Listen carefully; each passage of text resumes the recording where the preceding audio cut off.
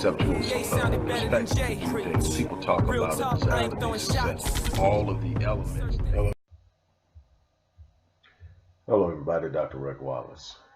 First of all, I want to thank everybody who over the years have in some way supported me, whether it's sharing my information, buying my books, reading thousands of articles that I've written on numerous topics that explore the reality of Black existence in America and throughout the diaspora. I want to thank you. I want to thank you for those. Say thank you to those who have reached inside of your pocketbooks and supported the work we do in the community, whether it be for research, whether it be for our media outlet, whether it be for Black Men Lead, Restoring Ghetto's Forgotten Daughters, Music is Life, Black Empowerment Initiative, and other work that we're doing. We're excited about the new move into being more applied to providing resources for mental health, especially for young Black males. We are really pushing and making progress despite all of the challenges. So again, for those of you who have been helpful and supportive over the years, we want to say thank you. I am going to be here now just really quickly asking you, don't forget about Born in Captivity. This is my 19th book.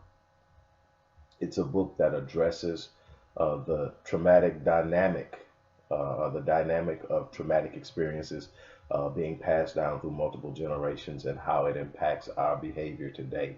Just to give you an idea of some of the things that we cover here, we talk about racist propaganda as a racist weapon, the Black on Black crime argument and myth, the miseducation of African American youth, the disintegration of the Black family nucleus. We go on to an identity crisis, special education as socioeconomic weapon, the psychology of racism, failing to define the Black identity, African American adolescent and young adult male violence, racial trauma in African Americans. And we look at so many different elements. Those of you who know me know that I'm not real big with talking about problems without offering solutions. So this is not just an identifier of many of the elements and issues or enigmatic issues we face as a Black collective. This is what we're facing and how we confront it.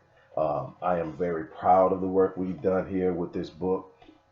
I am currently working on the next book. I'm going to share that with you. So I'll have 2 books come out this year, one on personal development and one on addressing issues within the Black community. I'm excited about that. But you can get this book. The link will be available in the video by the time you see it.